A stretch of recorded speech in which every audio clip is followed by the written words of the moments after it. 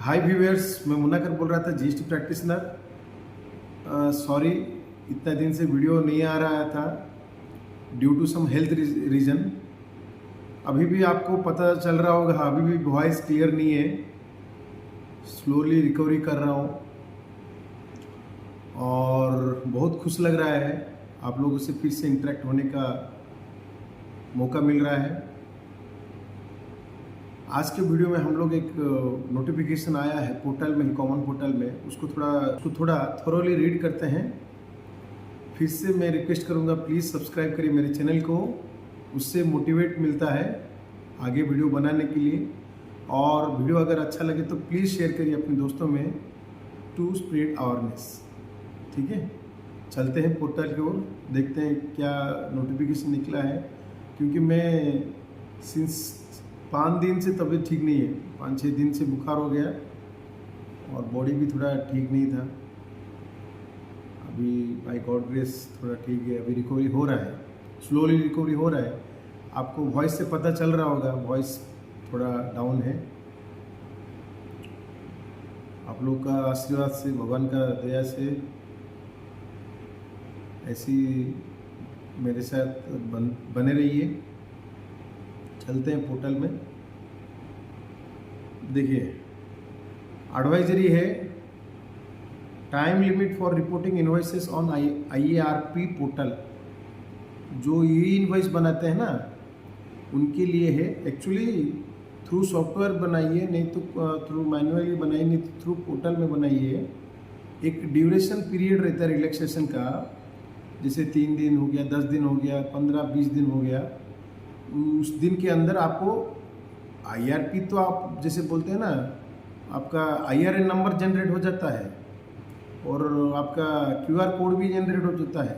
उसके बावजूद भी आपके पास टाइम रहता है आपका सॉफ्टवेयर थ्रू, कि अगर कोई मॉडिफिकेशन हुआ 24 आवर्स के अंदर आपको मॉडिफिकेशन कर सकते हैं, नहीं तो कैंसिलेशन कर सकते हैं। तो चांसेस हो सकता है। तो उसके लिए क्या होता है, ऑटो रिपोर्टिंग होता है, नहीं तो मैनुअली रिपोर्टिंग भी कर सकते हैं।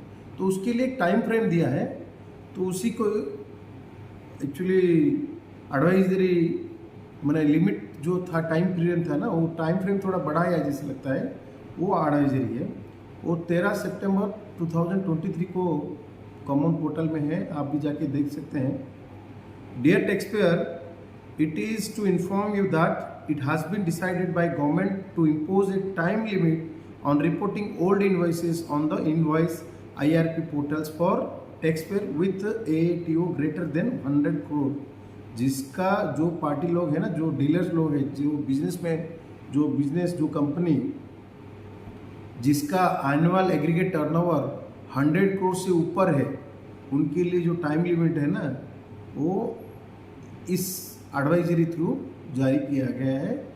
नेक्स्ट चलते हैं। To ensure timely compliance, taxpayer in this category will not be allowed to report invoice older than 30 days on the date of reporting.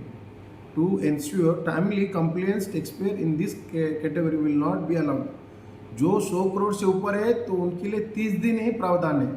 With in 30 days आपको कॉमन पोर्टल में reporting करना पड़ेगा थ्रू आपका software जो भी है। अगर मैंने ERP कर रहे हैं, नहीं तो जावा हो गया, टैली हो गया, आपका क्या बोलते हैं, SAP हो गया। There are so many software are there.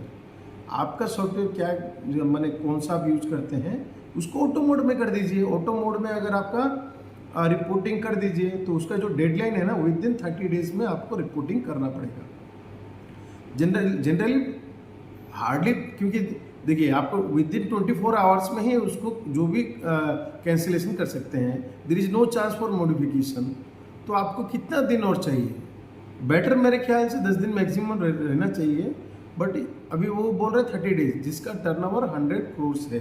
Please note that this restriction will apply all documents type, invoices, credit note, debit notes for which IRN is to be generated. जो IRN आपका system में generate होके जा रहा है through document, suppose किसी को credit note आप इशू कर रहे हैं, तो आपका जनरेट हो रहा है थ्रू होके IRN। तो जो IRN नंबर है ना, उसका जो टाइम फ्रेम है, अगर 100 करोड़ आपका टर्नओवर है साल का, तो आपको 30 डेज के अंदर आपको रिपोर्टिंग करना पड़ेगा। ठीक है, तो जो आपका सॉफ्टवेयर है उसको ट्रिगर में लगा के रखिए 30 डेज मोड में, नहीं तो विद इन 30 डेज मीन्स मेरे ख्याल से 25 डेज, 28 डेज, 20 से 29 डेज के अंदर ट्रिगर करके रखिए, जो कि ऑटो रिपोर्टिंग कर जाए, आपके लिए वेट नहीं करे, क्योंकि दुनिया भर का काम रहता है। कुछ भी अगर मिस हो गया, लास्ट मोमेंट में आप रिपोर्टिंग नहीं की, तो वो वेस्ट हो जाएगा। For example, if an invoice has a date of November 1st, 2023, it cannot be reported after 30th November 2023. The validation built into the invoice registration portals will disallow the user from reporting the invoice after the 30 days window. Hence, it is essential for taxpayer to ensure that they report the invoice within the 30 days by a without provided 30 days window provided by new time limit.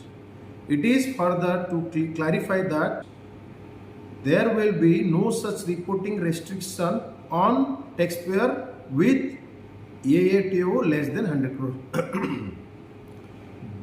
जो dealer लोग हैं जिसका turnover below 100 crore है, उनके लिए restriction नहीं है। जो डीलर जिसका जो कंपनी जो बिजनेस 100 करोड़ से ज़्यादा टर्नओवर है, उनके लिए रेस्ट्रिक्शन है। जो बिलो 100 करोड़ से, उनके लिए कुछ रेस्ट्रिक्शन अभी तक डिपार्टमेंट कोड से जारी नहीं किया गया है। ठीक है, it is further to clarify that there will be no such reporting restriction on taxpayer with AATO less than 100 crore as of now. In order to provide sufficient time for taxpayer to comply with this requirement, which may require change to your system, it is proposed to implement it from 1st November 2023 onwards. अभी ये जो चीज़ है, ये नवंबर से लागू होने वाला है, तो कृपया मेरे हिसाब से तो जैसे मैं बोला 30 डेज तक जाने का जरूरत नहीं है। 25 days is enough, 20 to 25 days enough, क्योंकि उसके बाद आप क्या भी करेंगे, रिपोर्टिंग ऑटो मोड में रखिए। मेरे हिसाब से मैन्युअली मत करिए, ऑटो मोड में वो अपना रिपोर्ट करते रहेगा। तो अभी तो 3B का लास्ट डेट है आज, ये जो 20 सितंबर 2023 है आज का डेट। आज का डेट था 3B का लास्ट डेट था, और मैं फिर से बोल रहा हूँ, 2B को स्ट्रिक्टली फॉलो करिए, रिकन्सिलेशन जरूर से करिए, टेबल वर्क जरूर से करिए। अगर आपका ITC में नहीं है, 2B में नहीं है ITC, आप नहीं लीजिए। रिसेंटली एक मेरा पार्टी का ऐसे ही आज फाइल कर रहा था, देखिए मैं आपको दिखाता हूँ। जिसे ITC नॉट अवेलेबल में देखिए, ये टेबल नंबर आपका आई में पार्ट है, आई में देखिए, GST 3B का टेबल 4D/2, देखिए वो CGST SGST ये क्यों हुआ पता है? एक्चुअली मेरा क्लाइंट बिजनेस पर्पस के लिए एक होटल में रुका था। वो था क्या, ये जो पार्टी है ये आंध्र प्रदेश का है, वो गया था गुजरात होटल में रुका था। उसमें क्या हुआ, वो तो GST नंबर दे दिया। किसका GST नंबर दिया? आंध्र प्रदेश का GST नंबर दिया। किसको दिए? गुजरात वाला होटल को दिए। वो क्या किया, सामने वाला उतना दिमाग नहीं लगाएगा। दोनों तरफ से देखिए, जो बिल लिया जो बिल दिया, दोनों को देखना चाहिए। उस टाइम क्या, जो लिया बिल वो देखा नहीं, पेमेंट कर दिया, 8-10 हज़ार का बिल था और वो आ गया, वो देखा कि सलट गया काम करके। सामने वाला जो दिया है उतना वो भी देखा नहीं, दिमाग लगाया नहीं, उसका भी वैसे ही गया। तो क्या किया डिपार्टमेंट ने क्या किया, उसको डिसअलाउ कर दिया। आप ITC नहीं ले सकते। क्यों? सामने वाला क्या किया है, IGST लगाने की जगह CGST SGST लगा दिया, लोकल टैक्स लगा दिया। ये 200, 400, 500 का बात था करके ठीक है, उसको बात करेंगे, क्या करेंगे, that is a separate issue. पहला बात तो वो अमाउंट को अपने को नहीं ले सकते हैं। जो टू बी में है वही लेना पड़ेगा अपने को। अगर पिछले महीने का कुछ ड्यूज है जो कि आपको रीच हुआ अगस्त में, जैसे मान लीजिए जुलाई का है, जुलाई का टू बी में आप लोग देख के नहीं लिए थे because of we are suppose to not receive any material कब आया, अगस्त में आया, जुलाई का बिल था करके। बट इसमें क्या हुआ, इसमें तो गड़बड़ था, रॉन्ग बिलिंग है, चाहे वो कुछ भी है, रॉन्ग बिलिंग हो गया बोलने से उसके लिए वो क्या कर दिया, डिसअलाउ कर दिया। तो फिर से उसको बोलो, फिर से वो रेक्टिफाई कर पाएगा कि नहीं पता नहीं, क्रेडिट नोट दो, इश्यू दो, जो भी है। इसीलिए मेरे बंधु मैं वही रिक्वेस्ट करता हूँ, जितने भी बायर हो, सप्लायर हो, कुछ भी हो, आप बिल इशू करते हैं, रिसीव करते हैं, कुछ भी करते हैं, बिल को जरूर से देख के लिख के आइए। बाद में आपको प्रॉब्लम फेस करना पड़ेगा, आपका अकाउंटेंट को फेस करना पड़ेगा, आपका जो टैक्स प्रैक्टिशनर है उसको प्रॉब्लम फेस करना पड़ेगा। सबसे बड़ा तो खुद को, आपको बाय सेल्फ आपको प्रॉब्लम फेस करना पड़ेगा।